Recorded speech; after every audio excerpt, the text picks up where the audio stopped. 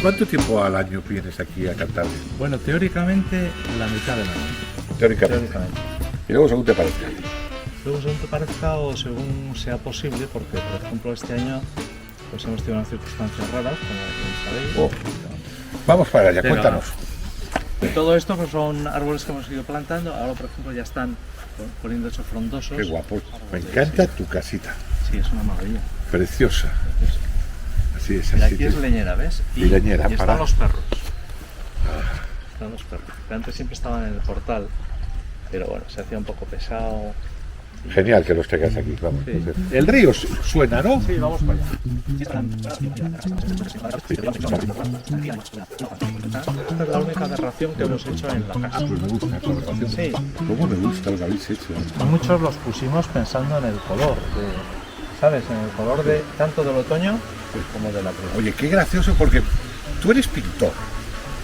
Pero sin embargo, en todo lo que me estás enseñando y contando, es un concepto de arquitectura, ¿no? No, yo creo que sería más bien entre paisajismo. Claro, es que yo el paisajismo de alguna manera lo asocio también con los arquitectos. Hábitat, lugar de refugio, ¿no? Que tú hablabas Sí. antes de que estás en Tezanos, porque necesitabas una especie como de, no sé, como Sí. de capilla o cueva, ¿no? Sí. Donde retirarte. Yo cuando vine aquí era un poquito por la misma. Oh, pero Es una tu necesidad. capilla cueva es la leche. Bueno, porque ha ido creciendo. Aquí había dos robles americanos que, bueno, los dejamos también porque estaban ya plantados y hay que respetar lo que se ha hecho antes. Sí. La historia y la tradición hay que respetarla siempre. Animar, ¿qué es? Entretener. Entretener, ¿qué es? No darle algo hecho a la gente, porque eso es algo de consumo. Claro. Y es el desastre que vivimos, ¿no? Porque todo es entertainment. Sí, Eres sí, escritor. No es cultura, es entertainment. Sí, sí. Uno de los burros más, vamos a decir así, presentes que tuvimos lo llamamos Alegre, como el padre, y ese ha sido semental de muchos burros, de por aquí. Claro, porque el Se lo burro... regalé a Fernando, el del macho. No me digas. Sí. ¿Sabes que le hemos hecho un reportaje a Fernando? Ah, pues mira. Pues vamos a ver lo que hay ahí. Ahora los burros están arriba y allá al fondo hay ovejas. Vamos, o sea que... ¿Y con cuántos burros Tenemos estáis ahí ahora? las ovejas que han tenido corderitos. ¿Sabes? Algunos han desaparecido para arte de magia, para que mi nieta no se enterara. Ah, claro. Y bueno, al parecer es eso de la sostenibilidad y todas estas cosas, Claro. pues alguna vez... Así que tenéis como media granja. Sí, media, ahí hay algunos pequeños. Pues nada, la próxima vez que desaparezca me avisas. Que yo también haré algún ritual de magia. Esto me lo regaló un amigo, ¿El árbol que este? también era un enamorado de los árboles. Sí, sí, porque la gente se asocia más bien a secuoya pues a Canadá, a Estados Unidos. Eso es, claro, es que son originales de por allí.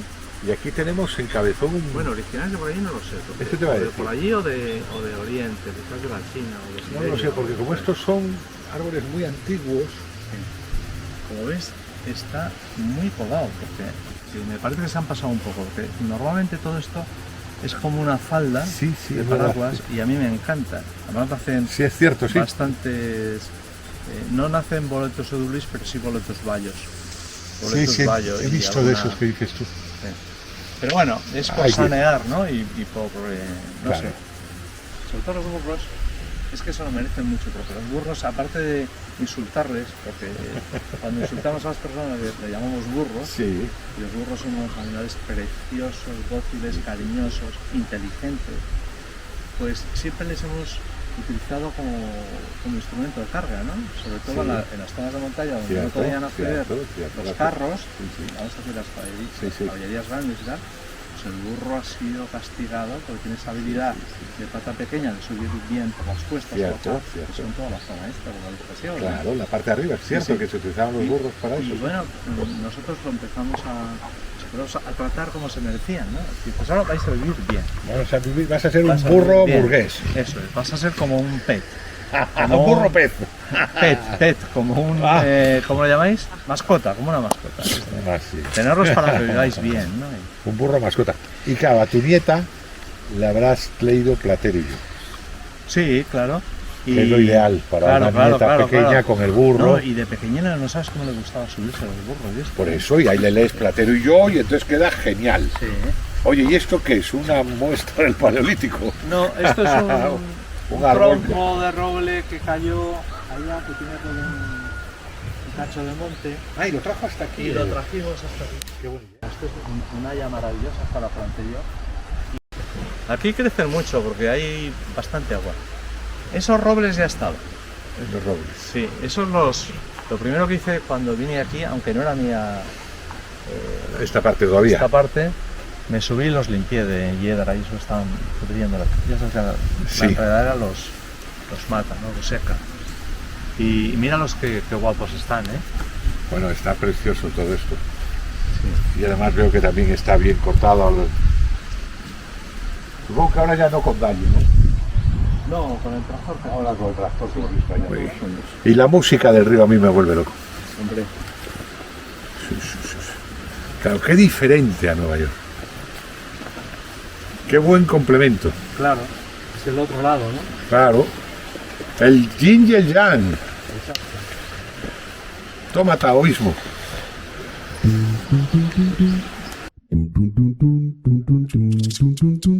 Lo hacemos así, lo dividimos para- que cuando machacan uno y lo han comido, pues Les que pasas el al otro se otro. recupere y luego lo paso y lo Y vuelvo. te quería hacer una urbanización.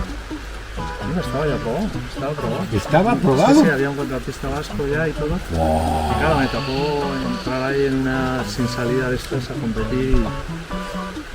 En fin, no sé si me he recuperado, pero el pelo yo creo que lo perdí.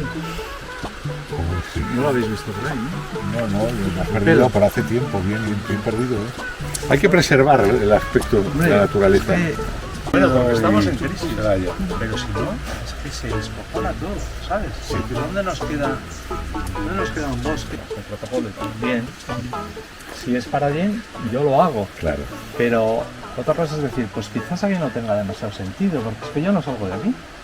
Tú no sé lo que sales. Sí. No, yo no salgo tampoco. Pero, en fin, no sé qué posibilidades tenemos. Y ahora que nos querían poner los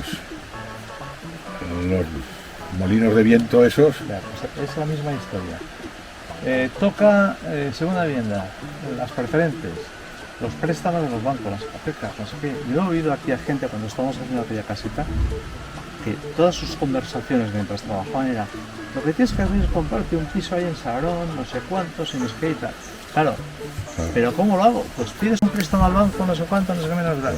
Pides el préstamo, te quedas con tu vida hipotecada, ¿no? sí, Y sin casa. y sin casa. Luminarias para el Claro, son lucernarios. Eso es. lucernario. Sí, bueno, luminarias, me diría. Bueno, Se suele llamar así a lo que viene de arriba, ¿no? sí. Y estos son arces campestres que pusimos un poquito para ¿Cómo me has hacer- dicho? Arce campestre. Ah, Sí. Y abajo más pequeño, pero ya hay liquidambas, hay cotton blaze, hay 12 tipos de arces. vamos a ver. Ahora vamos al interior. No, este es el espacio que en principio estaba concebido como lugar de comunicación. El estudio Vicky, que es aquella puerta, Este es y esta. el espacio intermedio donde os encontráis. Bueno, en teoría, En teoría. era la idea, ¿no?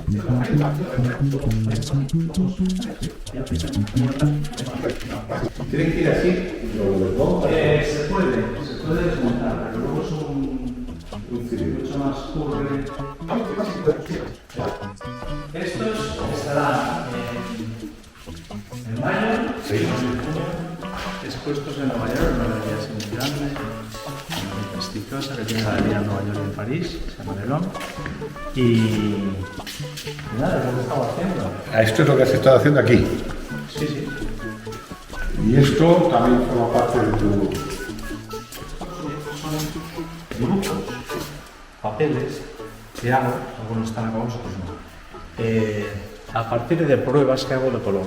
Pruebas de color para trabajar los cuadros grandes. Entonces siempre que venían, pues yo qué sé, algún crítico, amigos y tal, Sí. oye, tienes que exponerlos y tal. Este tipo tiene mucho más rojo que es más verdoso. Una persona normal lo mira y le parece negro, ¿no? Pero Yo, por ejemplo, que soy tienen medio todos- daltónico. Bueno, pero tienen todos muchos más. Pero es verdad que tiene matices, Claro. claro que sí. Y a veces lo que hago también es, por ejemplo, trabajo una capa de un color, ¿ves? Y encima trabajo con otro. Vale. O trabajo con la brocha más saturada o más transparente, etc. Estas son pruebas, bueno, sobras de haber hecho estos Y esta es la pregunta del neófito. Bueno, con estos cuadros, ¿qué intentas representar? En tu vida. representar nada. Nada. Quiero decir, evocan, yo creo que son cuadros que hablan del interior de lo que somos Sí. y también posiblemente entran en interacción con ciertas evocaciones de paisaje. Vaya. Entonces, yo los trabajo, empiezo, si te fijas un poquito, son un poquito como contando líneas, ¿no? Sí. Voy contando las líneas siguiendo, mira, siguiendo el pulso, ¿lo ves? Sí. Entonces, generalmente, esta fase del cuadro horizontal en el suelo trabajar cuando la luz se va, cuando no hay ruidos. Por ejemplo, en Nueva York, casi siempre o siempre de noche. Aquí, como está más tranquilos, y tengo abierto ahí, pero prácticamente el sonido no se oye. Pero si cierras aquella puerta, digo, estás en Nueva York y cierras herméticamente, a veces pongo incluso plásticos negros, llegas a escuchar el latido de tu pulso. Quiero decir que ese pum, pum, pum, pum. Eso es lo que determina que yo muevo la brocha y paro, muevo la brocha y paro, muevo la brocha y paro. Y voy haciendo una especie de cartografía, de recorrido. Vamos a hacer una especie de electrocardiograma, ¿no? De algún modo. ¿Y vas cambiando la coloración? ¿En base a qué? Sí, bueno, en base a instinto. A lo que vas sintiendo, ¿no? Sí, en principio hice muchos cuadros monocromáticos. Hacía cuadros siempre bajo dos conceptos. Uno era Nemaste y otro era Celibateros. Las dos cosas se remiten a lo diferentes que somos por dentro. Traduzcan usted. Bueno, un día en Nepal le pregunto a un nepalí, que a mí todos me parecen iguales, y digo, oye, cuando dices Namaste, estás saludando, haciendo un saludo estándar, como cuando yo digo hola o hello, o tal. Y me mira a los ojos, se sonríe y me dice, no, precisamente saludo a lo que hay de diferente en ti, respecto a este. Bueno, pues bien, me gustó, pero no sé, me olvidé, seguí yendo a hacer trekking, fotos, no sé qué, no sé cuántos, tal. Y al volver a Nueva York, mientras estaba revelando fotos ahí en el laboratorio, no sé qué, me volví a esa frase, me volví a esa idea, me volvía. Entonces, yo antes pintaba muchos Juan Lees, en el sentido de que la gente reconocía tu manera de pintar, vamos a decir, tu estilo y todas esas cosas. Y esto me dio como una pista curativa, ¿no? Me dije, coño, ¿y por qué no empiezo yo de cero?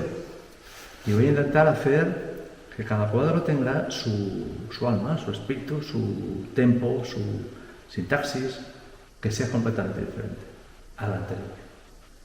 El siguiente ya veremos, pero como va a empezar, porque muchas veces he estado trabajando muchos cuadros y para mí ese hablar con lo de dentro a veces necesita de la idea de aprender a esperar.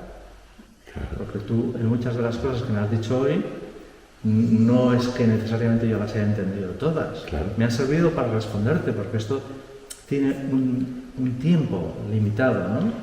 Y tiene una idea y una función que es la de que conozcan un poco o el público, etc. Pero en una conversación más privada y más de interior, necesitas mucho tiempo para entender las cosas. Entonces, bueno, empecé a hacer en el suelo muchos cuadritos, ahí en el estudio de Nueva York, y cada uno, todos tenían el mismo cuerpo, el mismo formato, ¿no? Eran pequeños, luego pasé a otro formato un poco mayor y otro mayor, 3 formatos. Cada uno era hijo de un padre, digamos. hacía alguna exposición y la verdad es que joder, la gente se quedaba muy chocada, como esto parece una colectiva y tal. Sí. Pero era mi éxito, ¿no? Era digamos, luchar en contra de la idea del estilo, ¿no? Había hecho cuadros negros, pero en el 97 hice uno de ese tamaño, que es un poco más pequeño, si os fijáis. Un cuadro negro, lo titulé Soñar reveladas, y bueno, pues al cabo de un año, como yo hacía de vez en cuando uno negro, pues no le di gran importancia, pero me pareció, cuando lo estaba ejecutando, tuve la sensación, coño, pero este cuadro yo ya lo he hecho. Me explico, ¿no? Sí. Muchos años después, ¿eh? Sí. De todos los años 90, trabajando, luchando, abriendo sintaxis, no sé cómo decirlo. Sí. He participado en muchas exposiciones internacionales de abstracción, etc. Y digo, ostras, estoy haciendo el mismo, pero como no tenía el cuadro delante, ya había ido a una exposición y tal, dije, joder, pues, oye, ¿por qué no me planteo una estrategia ahora completamente distinta? Y es la de intentar repetir el mismo cuadro. ¿Me entiendes? ¿Y a eso le llamas?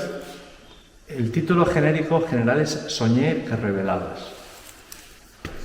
Evoca... Lo digo porque cuando te utilizaste dos palabras, Nemasté y... Sí, celibaters. Nemasté por el saludo de este personaje. Y celibaters por la idea esta de Duchamp, el gran vidrio, la antipintura, etc. Pues yo lo llevaba al antiestilo. Son cuadros ya un poquito mayores, de 1,80 por...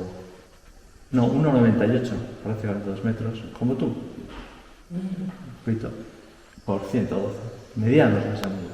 Entonces tienen un poquito el formato como del cuerpo, o de entrada, de puerta, entre puerta-ventana y tal. Y mi idea era que te asomaras a través de ese mismo formato a mundos completamente distintos en cada cuadro, ¿sabes?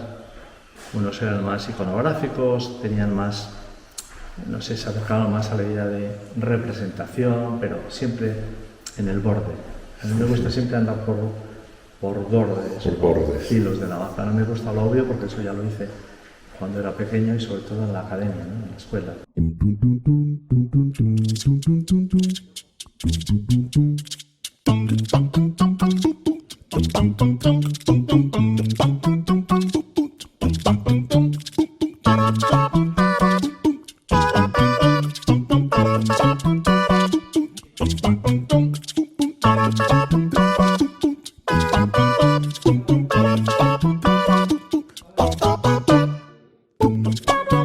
El niño aprende a andar andando, aprende a sentir sintiendo, o interpretar los sentimientos, o a crecer, ¿no? Interiormente, y a entender la vida y el mundo pues desde la experiencia de tocar, romper, a veces cuidar.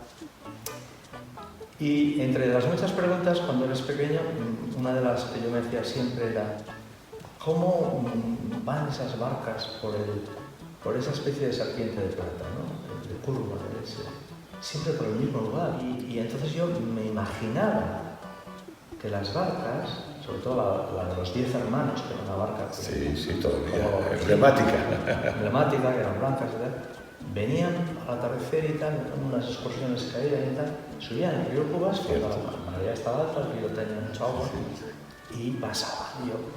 Y para mí era mágico, porque yo pensaba, seguro que tienen pues unos palos muy largos, con ruedas, y van siempre por el mismo... ¿Qué años tenías, Juan? No me acuerdo, pero eran 5 años... Así que te imaginabas en tu imaginario... Bueno, igual eran 4, sí, bueno, no sé, pero muy pequeño. Tú te haces la idea, como ya has ido en tren, sí, y ves que las ruedas del tren siempre van por los raíles. Sí. Tiene un camino hecho, el camino de hierro, que se dice, ¿no? Así es. Pues yo me imaginé que lo mismo ocurría, que era el mismo mecanismo para la movilidad de los barcos, ¿no? Cuando ya entendí eso, lo que sentí era como miedo. Sentía facilidad, la facilidad. Sentía... ¿Ante el mundo? Sentía por los que iban en esas barquitas pequeñas, el pescador de turno, ¿no? Que iba subiendo el río y era la hora del atardecer. ¿Y a dónde vas por ese río? ¿Sabes? Si seguramente irá a pescar o lo que sea, pero eso va a hacer de noche y no va a poder volver. ¿Me entiendes? Y como ya sabía que el camino no era el de las vías del tren, no era de hierro, pues pensaba, se va a perder. Porque de noche te pierdes. no ves, ¿me entiendes, no? Noche cerrada y tal, y tenías esas sensaciones, ¿no? Empiezas a experimentar el miedo y sensaciones que están todas evocadas por esas cosas que ves en el entorno donde vives. Por eso para mí el contexto, el entorno, la circunstancia en la que te vas a vivir es fundamental y te marca muchísimo, ¿no? A veces con un lápiz y a veces con un tizón, porque nos sentábamos en invierno al fuego, en la cocina aquella, con un palito de aquello, pues dibujaban un papel de envolver, de esos de estraza, en el que había traído algo para las monjas, y luego pues te daban el papel de estraza y tal, y ahí pues... Y nosotros también dibujábamos, me acuerdo así. Y luego en la escuela pues siempre, era como al que le ponían a dibujar. Creo que fue esa suerte que yo siempre que he tenido en todo, que la he tenido siempre muchísima, y la tengo, ¿no? Una suerte para todo. Pues esas personas que son las que te hacen entender que tienes suerte, es porque ven más de lo que tú ves, tú eres un niño, ¿no? Y ellos ven que ahí pasa algo, que hay una cierta habilidad o talento, no sé cómo llamen, ¿no? Y te mueves a la ciudad por eso, y luego de ahí, pues yo ya resignado, porque mis padres no había manera, ¿no? Como de Bellas Artes, pues ya no quería ni hablar, en casa ya ni dibujaba, nunca dibujaba cuando no estaban ellos, cuando no me veían, ¿no?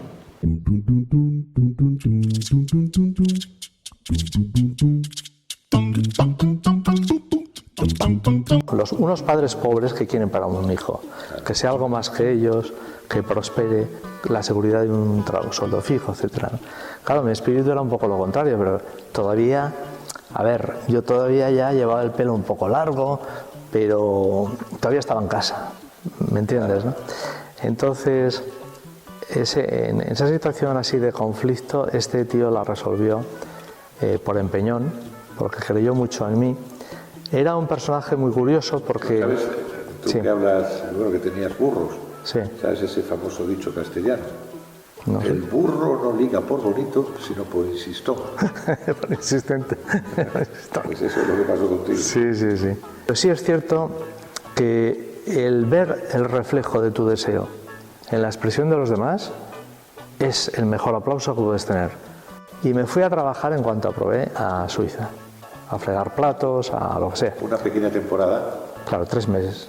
El Sí, verano. Después volver con un poco Claro, de dedito. yo vine con 41.000 pesetas aquí, metidas en la bragueta, y llegué a mi casa, estábamos sentados, mi padre es fue un súper trabajador, mi madre maravillosa, súper inteligente, muy buena gente, pero como casi todos los pobres de ese momento, las personas humildes, muy acomplejados, porque nunca habían tenido una casa, no sé, eran muy de pueblo, no habían tenido animales suyos prácticamente, a lo mejor una vaca solo, tal, ¿sabes? Entonces yo la idea de comprar esta casa y tal, también tenía que ver con eso. No sé cómo decirte, pero yo llego allí, poso el dinero encima de la mesa de la cocina, una cocinuca pequeña, y no se habló nada, no se dijo nada. Pero yo estaba diciendo, voy a estudiar Bellas Artes y sé cómo conseguir el dinero. ¿Me entiendes, no? Y en Valencia siempre trabajaba sirviendo comidas en el restaurante de al lado de Bellas Artes, donde iban a comer todos los estudiantes, o pintando fallas por la noche, yo qué sé, el trabajo que salía y tal, ¿no? Pero muy bien. ¿Y te vino bien Bellas Artes? Me vino muy bien salir, irme de Santander. No porque no quiera Santander, que la quiero muchísimo, pero porque es fundamental mover el cuerpo y el espíritu.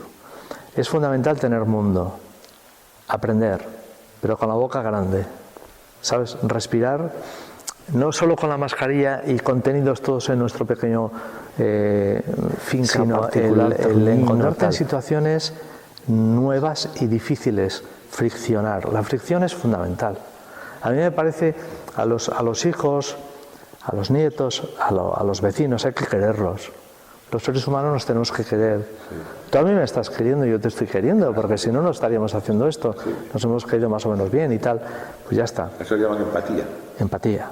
Entonces, como hemos empatizado y sintonizado, porque nos corresponde a los dos, pues haremos algo curioso, divertido, y encima hablamos. Y entre las tonterías que diremos, algo se escapará que tenga algo de sentido de raíz. ¿Sabes? De germen auténtico. Pues yo, al irme, las pasé muy putas, o canutas, Claro. y me divertí muchísimo. Descubrí otro mundo.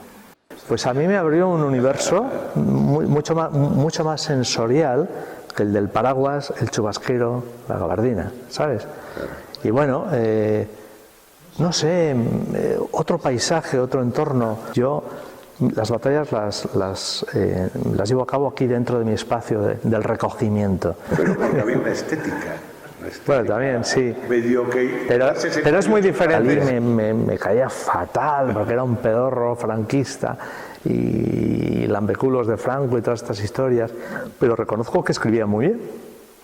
Escribía muy bien. La gente dice que pintaba fantástico, mágico y tal.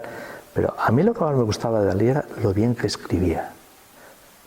Me explico, ¿no? Que era capaz de expresar a través de otro lenguaje lo que se supone que era el mundo interior que representaba. Y bueno, pues me gustaba el arte y esa contradicción. Me ha recordado algo que llevaba yo mucho tiempo sin ser consciente y que en aquella época, en este país, sí lo éramos. Acuérdate que podíamos soñar el futuro. Claro. Hoy no se puede soñar el futuro, hoy el futuro está hecho. Pero acuérdate que ahora soñamos con el pasado, con volver a estar sin bozal y sin... Acuérdate que nosotros salíamos de una dictadura sí. y teníamos que elegir una democracia. Y entonces, era todo ilusión, claro. Todo era posible. La platajunta democrática. Había que elegir esos años. La junta y la plataforma. Estaba abierto, no habíamos hecho todavía. Ahora no, ahora está todo cerrado y todo está armado y ahora no te puedes mover. Pero en aquella época éramos libres para soñar. Mira, y curiosamente, donde llevé el dormitorio, que era una especie como de almacenito, había un ventanuco por lo menos, la pinté de negro también. De ahí viene la idea del título genérico de estas obras, porque las primeras obras eran casi negras. El lugar donde se revelan las imágenes, donde florecen, y el sueño, porque es en el sueño, y sobre todo en ese sueño que tenemos generalmente antes de despertarnos, que luego nunca la podemos agarrar, ¿verdad? Esas ideas que coges y haces así para coger el bolígrafo o el lápiz y escribir la frase brillante. Necesito 2 datos. 1. Vale. ¿Cuándo vas a Nueva York? Sí. Y 2, en tu momento presente, ¿en qué estás? Muy bien. Necesito una síntesis. Vale, a ver si soy capaz. A ver si es capaz. En el 85 me invitan a participar el ICA, el Instituto de Arte Contemporáneo de Boston, en una secuencia de exposiciones sobre el arte europeo emergente. Yo era joven todavía, melena y tal. Voy para allá, me costó por lo que fuera, no me daban el visado, había problemas, tonterías. Teóricamente no tenía que haberla habido, porque había habido amnistías generales muchos años antes, en la transición y tal. Pero bueno, voy y paso por Nueva York, y Nueva York me siento como en casa. O sea, en Nueva York sentí lo mismo que sentí en Valencia cuando llego y paso la primera semana en Valencia.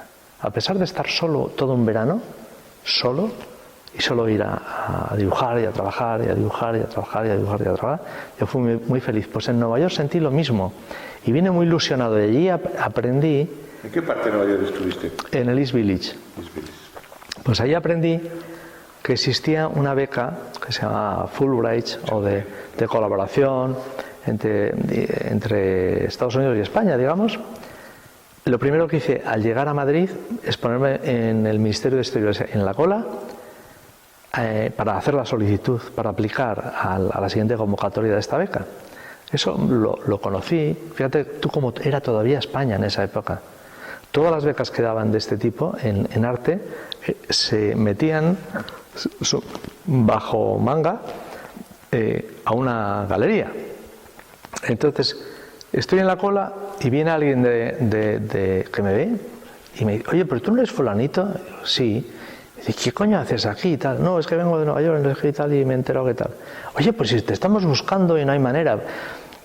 Nosotros estábamos siempre en un molino de miera o luego en su silla, en sitios así muy apartados y sin conexión o teléfono o cosas de estas. Me dice: es que no sabemos estos cuadros si son así o así, porque ese año me llevaban a la Bienal de Sao Paulo. Bueno, pues son algunos.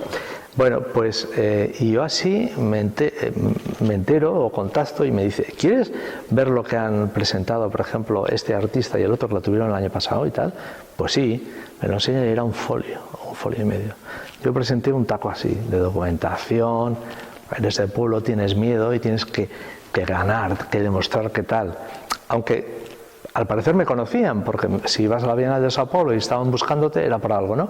Pero aún así, esa especie de complejo o de inseguridad que tiene el currante que viene de muy bajo, porque tú habías tenido experiencias muy claras de que tú cuando escalando asomabas un poco el morro y tal, veías que allí nacía gente.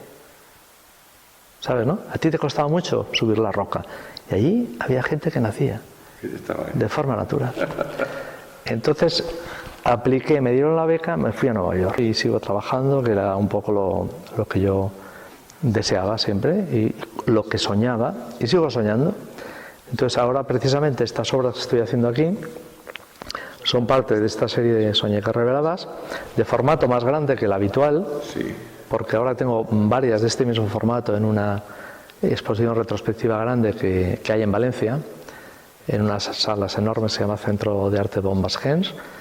Y estas van a ir a Nueva York y alguna, si no la llevo, para un proyecto que también tengo en Madrid, seguramente para el mes de julio. Y eso es lo que estoy haciendo.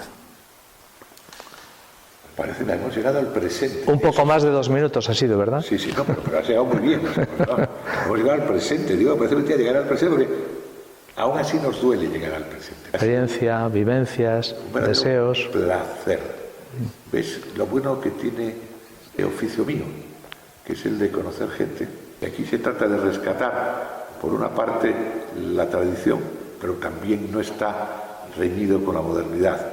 Claro. O como decía aquel de mi pueblo, lo terreno no se opone a lo eterno. Sin duda, pensar pero sintiendo desde el sentir, ¿no? Y ese es el respeto al entorno natural, por ejemplo, es uno de mis temas fundamentales. A mí me encantan los árboles, me encanta la naturaleza.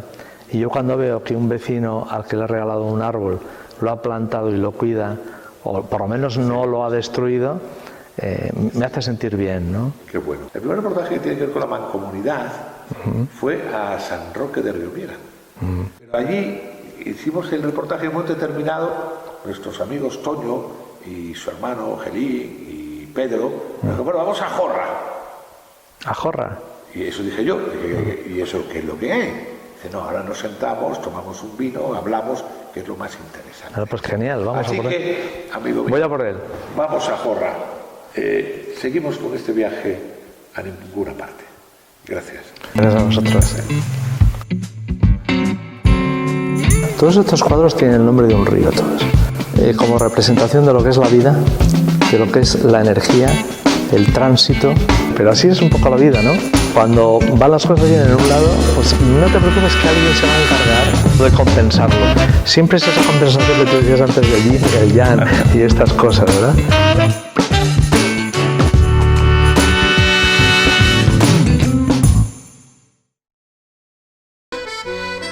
Walt Whitman, poeta de la democracia, poeta norteamericano. Canto a mí mismo, una maravilla. Incluido dentro del libro Hojas de hierba. Como sobremiso, vamos a leer un poco de Whitman.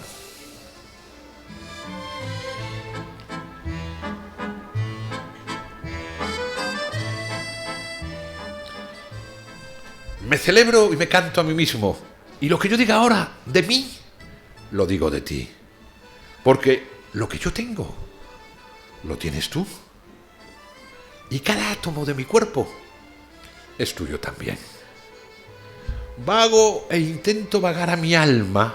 Vago y me tumbo a mi antojo sobre la tierra para ver cómo crece la hierba del estío.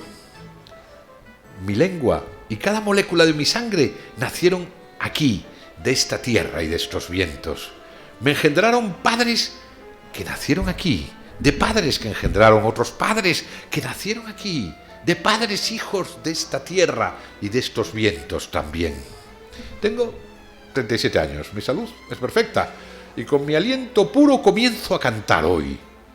Y no terminaré mi canto hasta que me muera. Que se callen ahora las escuelas y los credos. ¡Atrás! ¡Atrás! ¡A su sitio! Sé cuál es mi misión y no lo voy a olvidar. Que nadie lo olvide. Pero ahora yo ofrezco mi pecho lo mismo al bien que al mal. Dejo hablar a todos sin restricción. Y abro de par en par las puertas a la energía original de la naturaleza desenfrenada.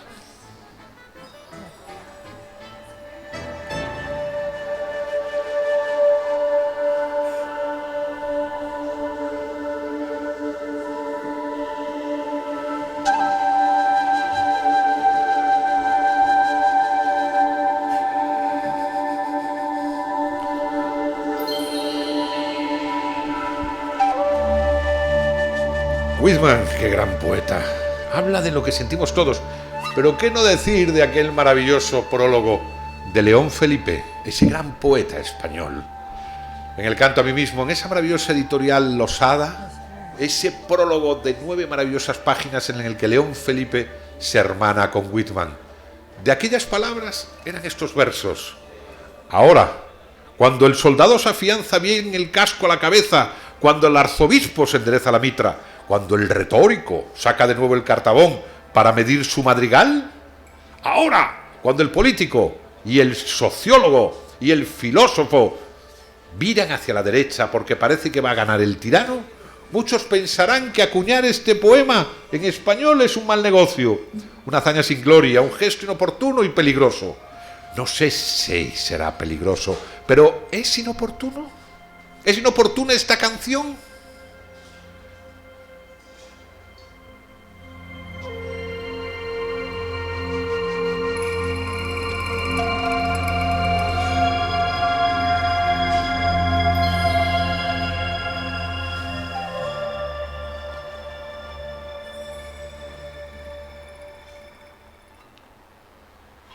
¿Qué? Bonito, ¿no? No, digo, ¿qué? Y deja pensando. A ir a la entrevista ya, Yo quiero ¿no? escuchar la entrevista porque este tema me interesa particularmente. Y a mí también. Así que... Un tema que va a dar debate, ¿eh? Yo creo que esto da para más programas. ¡Oh! Pero bueno, a ver qué nos cuentan. Ya los tenemos preparados.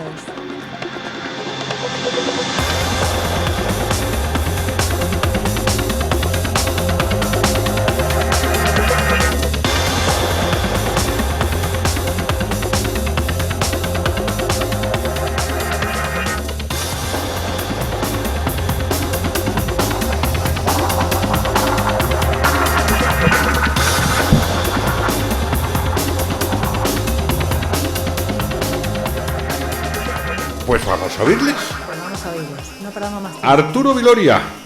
Buenas, bienvenido. Muchas gracias.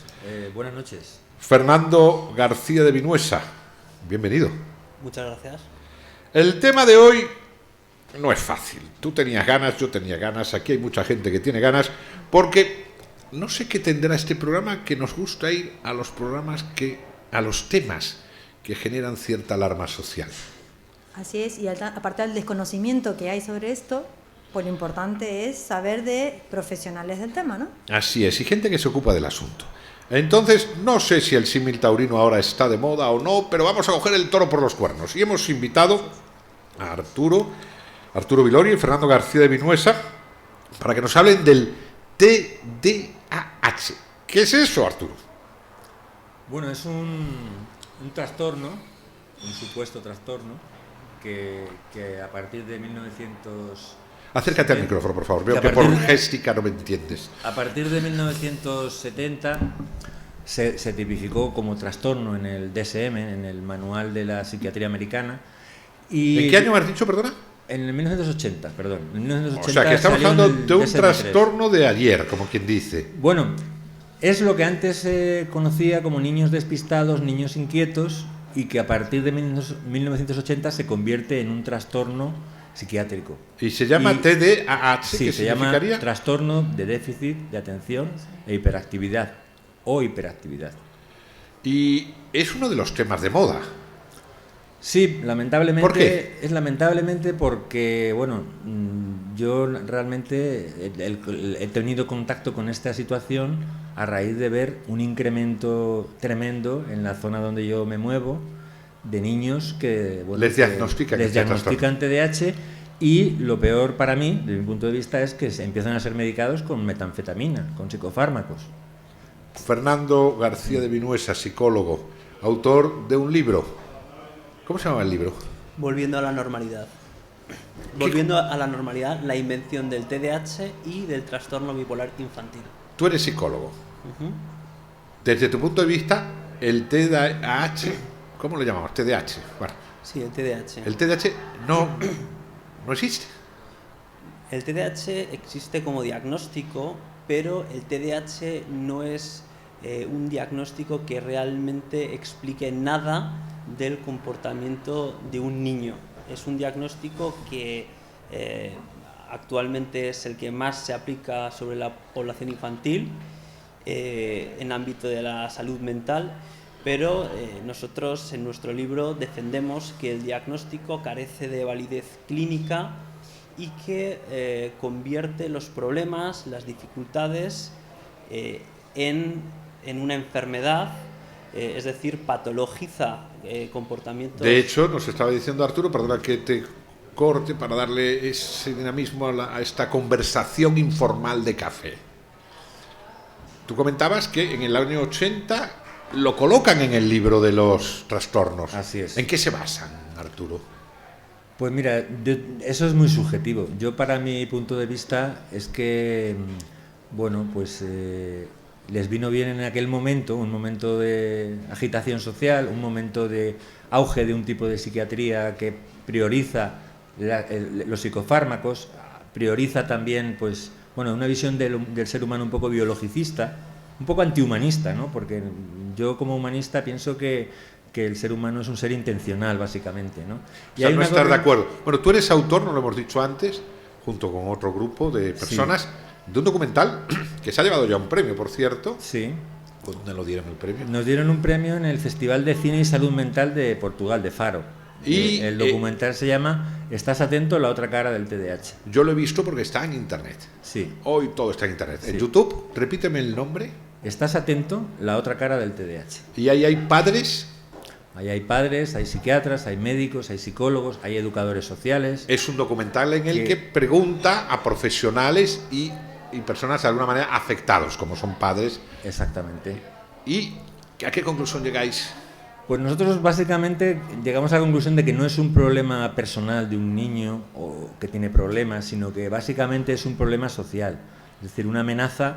Cualquier niño hoy en día está en riesgo de ser diagnosticado y ser tratado con psicofármacos. Datos. ¿Qué tanto por ciento de la población? Porque esto va aumentando. O sea, en los años 80 empezamos a ver estadísticas. ¿Qué tanto de la población infantil?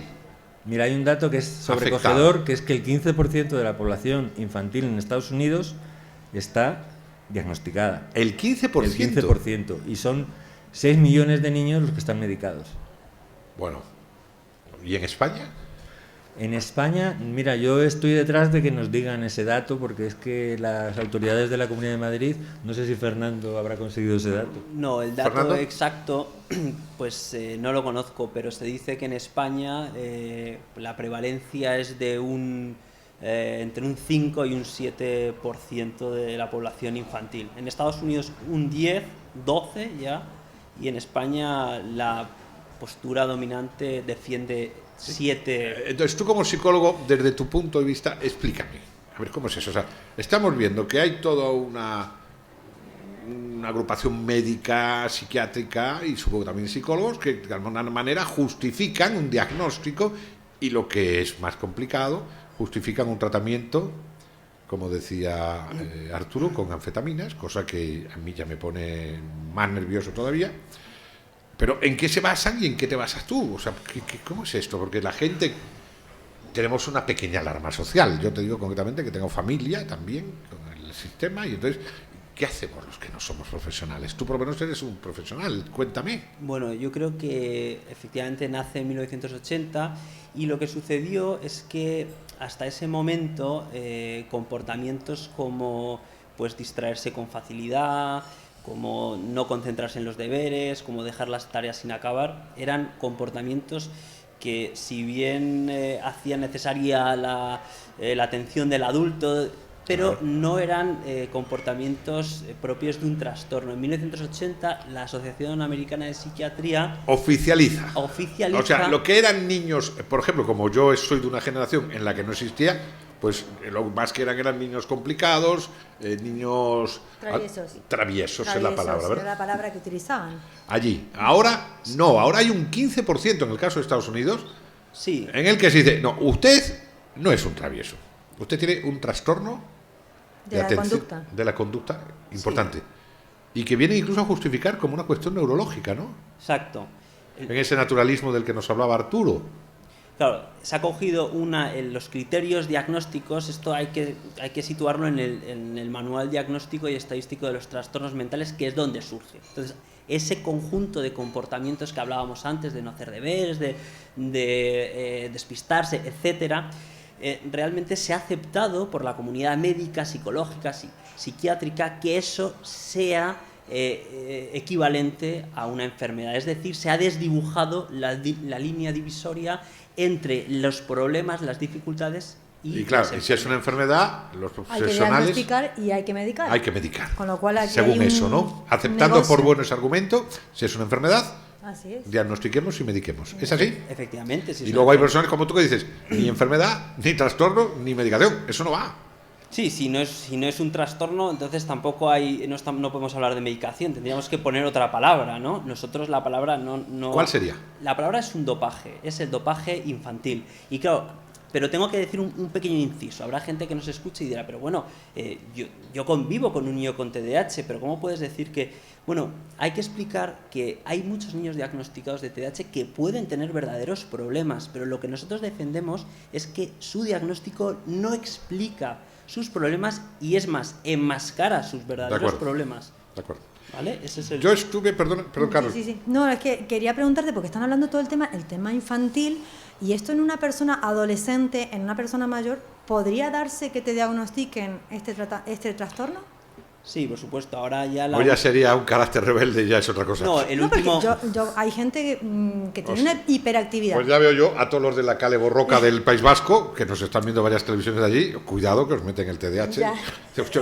Usted es hiperactivo. Pero es que me llama la atención porque están haciendo muchísimo hincapié a la parte infantil, pero yo considero, por ejemplo, adolescentes que están o muy autistas, como digo yo, o personas que están... Entonces, ¿se les puede diagnosticar este trastorno? Sí, ahora la última, diríamos, tendencia en el TDAH es el TDAH adulto. Vale, o sea que existe. Sí, o sea que cuidado. hay que seguir negociando. Carol, ten cuidado que te voy a llevar yo. Una pregunta, perdón, en tu documental, en el que tú hiciste tan bien hecho, de verdad, lo vuelvo a recomendar. Gracias, Antonio, que somos amigos. No, pero es que creo que hay que documentarse No, es que sobre hay las que verlo, cosas claro. y hay que ver las cosas y bueno, pues ahí luego ya somos todos mayorcitos para sacar nuestras propias conclusiones, pero la información es libre. En ese documental me llamó la atención que apareció un jefe de psiquiatría infantil de un hospital muy famoso en Madrid. Sí, así es. Hay una corriente muy grande ahora dentro de la psiquiatría que cuestiona lo que ha pasado con el TDAH, incluso hasta los propios directivos de... Vamos a del mencionarlo DSM. porque es público. Sí, José Luis Pedreira Maza, ¿Era era el jefe de psiquiatría infantil del Hospital Niño Jesús.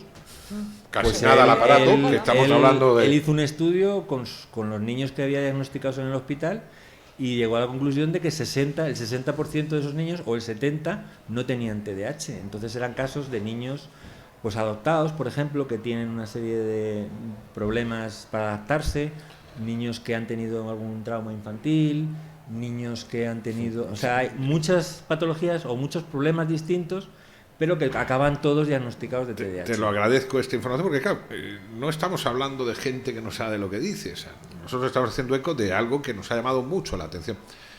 Entonces, me vais a disculpar, a lo mejor es que yo también lo tengo, lo que sea, como se llame eso, pero las conclusiones son tremendas.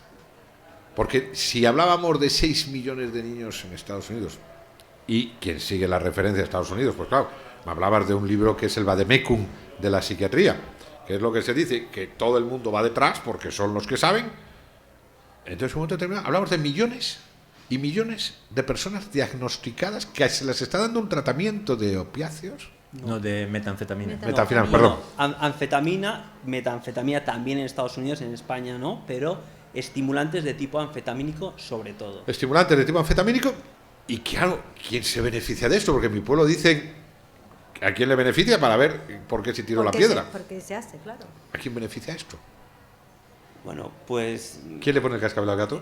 a mi juicio se benefician pues los padres porque han recibido una respuesta al comportamiento del niño, profesores que pueden en un momento dado ver a un niño más calmado en clase. Dice, ya no me creas problemas. Claro, es un Los problema menos. profesionales sanitarios también pueden dar una respuesta vía diagnóstico a los padres, pero el único que no sale beneficiado, bajo nuestro punto de vista, es el niño, que no Es se el entera de afectado. nada de lo que estamos hablando. Imagínate. No, y yo te digo una cosa, un padre al que le venga la autoridad que el colegio le dice vamos a llevarlo al psicólogo y el psicólogo diga le vamos a llevar al psiquiatra y vamos a hacerle porque su hijo tiene esto, tú me dirás qué hace el padre, o sea, porque me voy a oponer al sistema que está planteándolo el sistema, digo, yo quiero lo mejor para mi hijo, ¿qué es bueno para él?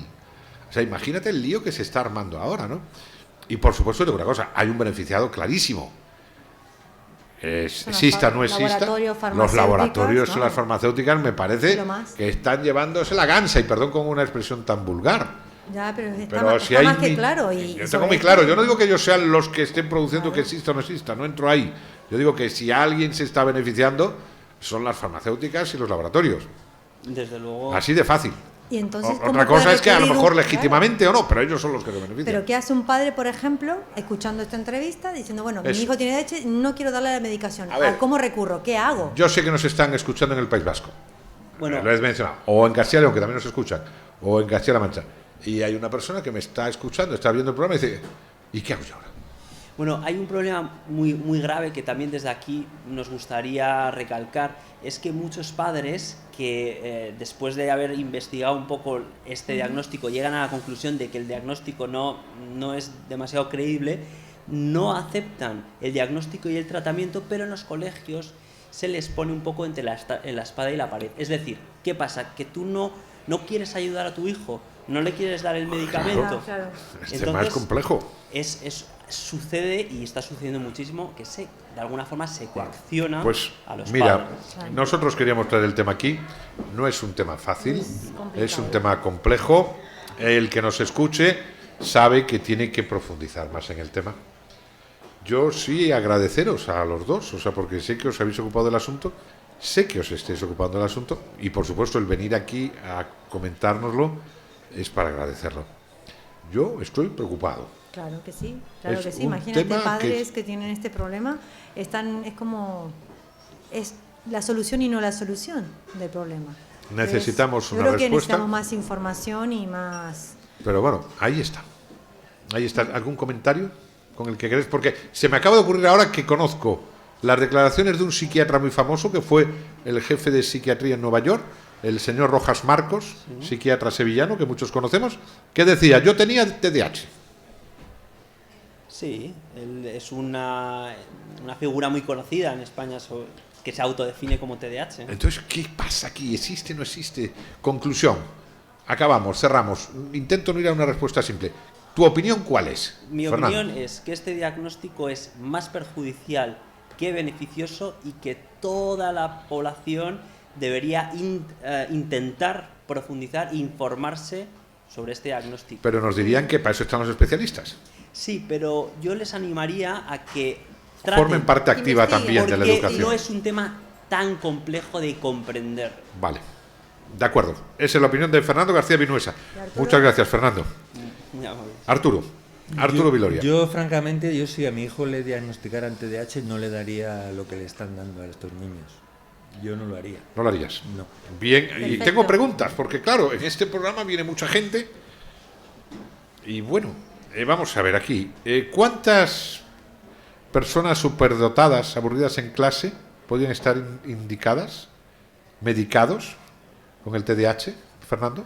Bueno, el problema es que no se sabe realmente. Porque si dicen que es que no atiende y está a su cosa, yo conozco cada listo de estos que está en sus cosas. Una cosa que hay que entender es que la desatención puede tener 1000 motivos, no un solo motivo. Claro. Entonces, llegar a esos motivos cuesta trabajo, pero diagnosticar TDAH se hace bastante rápido. En una mañana o 2 mañanas se soluciona. Arturo, tengo preguntas, no me las invento, me las acaba de entregar nuestra maravillosa regidora, y me ha dicho: "Oye, que la gente quiere saber". Y nosotros nos hacemos un poco eco de ello. ¿Es igual la detección y el diagnóstico del TDAH en niños y en niñas? ¿Es indiferente el sexo? Sí, bueno, el cuestionario oficial es un poco fuerte con lo que hacen. Tienes que responder, bueno, el padre o el tutor dice, se mueve mucho, a menudo no terminan las tareas, se sube a los árboles. Ese tipo de observaciones son las que se hacen, y si llegas a un punto de corte, pues entonces tienes TDAH. Ese es el diagnóstico. Y también para los padres. Bueno, tengo aquí otra pregunta que no la entiendo muy bien, perdón, pero no la entiendo. No, da igual. Ya se nos ha ido el tiempo. La regidora me está mirando con cara de que me va a cortar la cabeza, así que yo no quiero que me la corte. Muy bien, muy bien. Despidámonos de nuestros invitados. Genial, vamos, a mí encantado y hemos aprendido un montón. Ya saben ustedes que el tema muchas veces no es dar respuesta, sino abrir el problema. Abrir. Está ahí. Somos gente adulta, hemos escuchado unas opiniones, seguro que habrá más opiniones, y sobre todo, la que más importa es la suya, porque la suya compromete a sus familiares. Así que tenemos que tener una actuación activa, valga la redundancia, en este y en otros temas.